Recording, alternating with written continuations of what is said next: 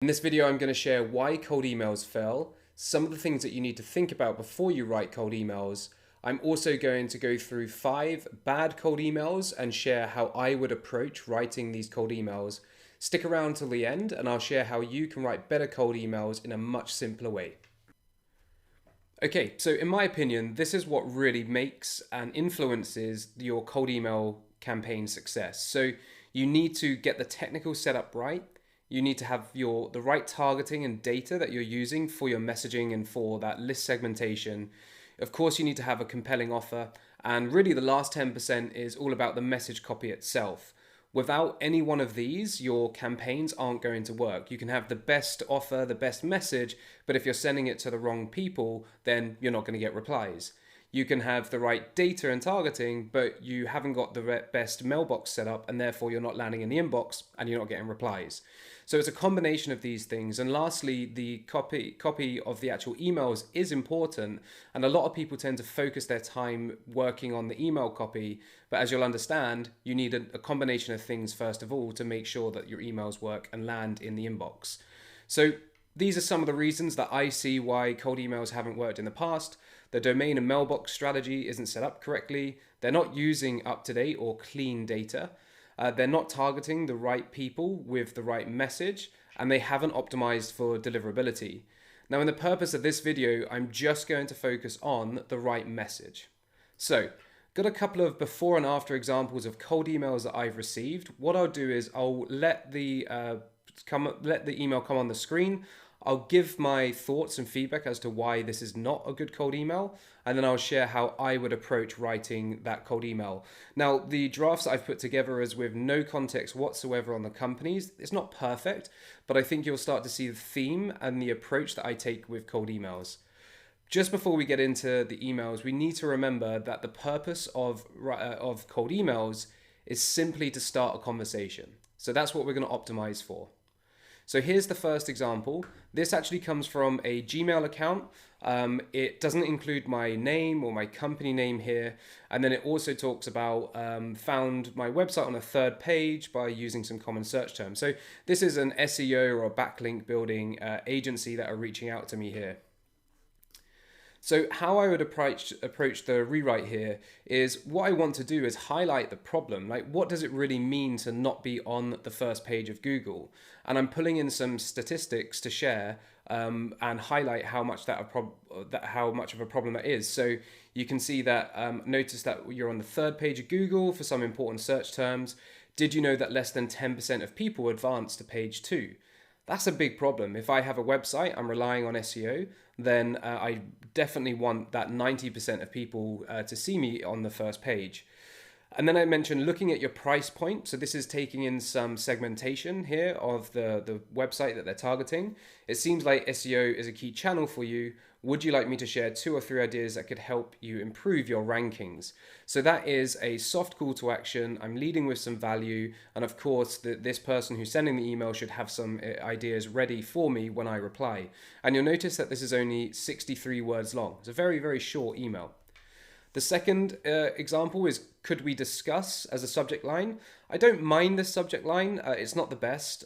You can see that, again, it's sent from a Gmail, which I don't recommend if you are trying to establish credibility.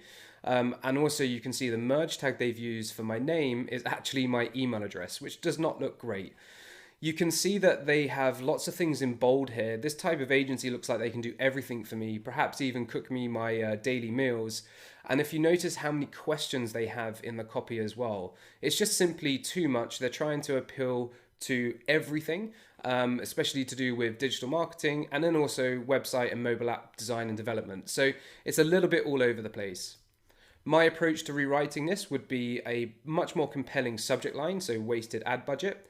And then say, hi Mark, notice that you haven't published a new blog post in over a year. This subject line is incorrect actually, but I'm not going to pause the video here. We recently helped a review service business similar to yours post 4 times a month, which resulted in 8 new conversions per month and an increase in ranking on Google. Would you like to find out more? Not the most perfect, there's a couple of typos in there, I'd admit, but 53 words, we're aiming for that reply. We're talking about one specific problem, and we're demonstrating with some social proof that we've been able to solve that problem for somebody else.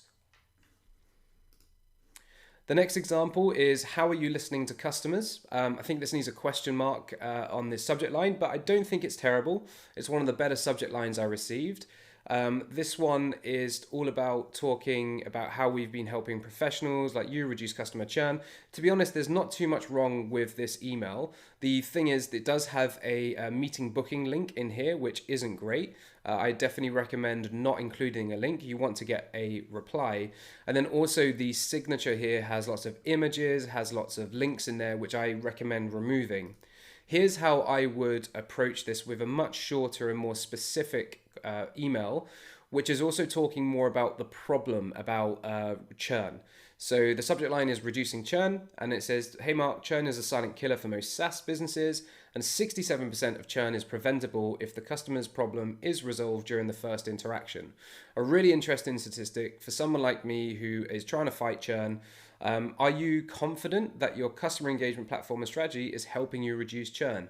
It's a really, really good question to open that conversation. Worth noting that in all of these emails, except for the last one, I'm not the right fit for. It's not, I don't have a software company, so this wouldn't be the right sort of solution for me. But as you can see, we've got 42 words here, another short example. This one is a very kind of tried and tested playbook, which is leveraging the fact that I attended an event. With this event, there was an app which you could use to kind of connect with people. But for some reason, this person has put a bunch of bold, a bunch of highlighting. They've included my image, which I don't think really adds any value, the screenshot from the app in this email. And then also, I trust this email finds you in good health, and I hope your experience at the Web Summit in Lisbon was truly enriching. Just remove it. There's no need to have all of those kind of fake pleasantries in a cold email. So my rewrite would be, missed you at Web Summit. I thought that was quite a good subject line. I reckon that would get quite a lot of opens. And it says, hi Mark, noticed your profile on the Web Summit app and tried to catch you there. So highlighting the fact that we were both at Web Summit, or we were both at least had access to the Web Summit app, but doing it in a way which isn't too bad, and not making the whole message about that either. Now, the copy I wrote for this is because these companies can help a lot of organizations, and it's quite hard to find triggers and signals that would highlight that I have a new web development project on my mind or on my priority list. So I'm going into more of a direct pitch here. So I'm saying we're a software development agency, and I've worked with 100 plus clients over the past 10 years, helping them with mobile and web app development. So a bit of a broad indication of what this company does. And then the question, again, because we're trying to get replies, I want a yes or a no. So are you planning any projects this year that you might need some support with? So a much easier email, a much easier question for me to reply to. And again, this is 55 words.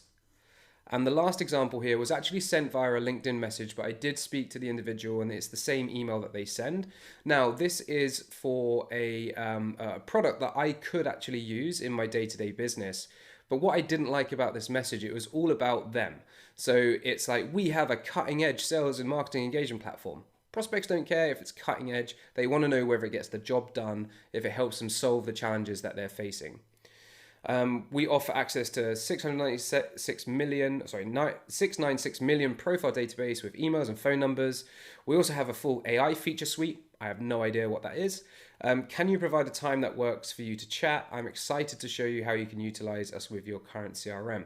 So here, again, it's too assumptive that this is a problem or that this is something that I'm looking to solve at the moment. So here's how I'd rewrite it. Now, this is the longest email in my rewrites, but the subject line is right people, right time. And the message goes in to say, Mark, finding the right people on the right channel at the right time is key to successful sales in 2024. Are you currently using a platform that combines data sourcing, automation, and lead management? Question. On average, our clients save 42 hours per month through automation and streamlined workflows while benefiting from over 100K in annual revenue growth. I took this actually from this company's website. Are you open to learning more? Again, I'm optimizing for a reply. PS, we have a native integration with HubSpot, which I notice you're using. So rather than leading the whole message with the fact that I'm using HubSpot, which is quite easy data to find these days, I've just put it as a PS, which shows that little bit of an additional personalization that I am on a, I guess, somewhat targeted list here as well. So that is something that I would suggest that you think about doing, is you don't always have to mention the trigger in the opener of the email, you can mention it in the PS.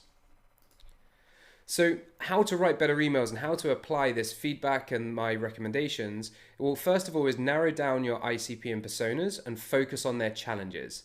Segment your prospects into smaller groups, ideally using triggers and signals, and in each email focus on one problem, one solution, and add some social proof. It really can be that simple to write effective cold emails that you send out and get replies. And again, all we want to do with our cold emails is get replies. So that's it. That's 5 emails, how I would improve them, how I rewrote them. The copy wasn't perfect. I didn't have a lot of context as I wrote this. If you have any questions or you're getting stuck with your cold emails because you're not getting in the inbox, you're not targeting the right people, or you're not even getting any replies, and of course missing your pipeline targets, then visit yellowo.co.uk. Cheers.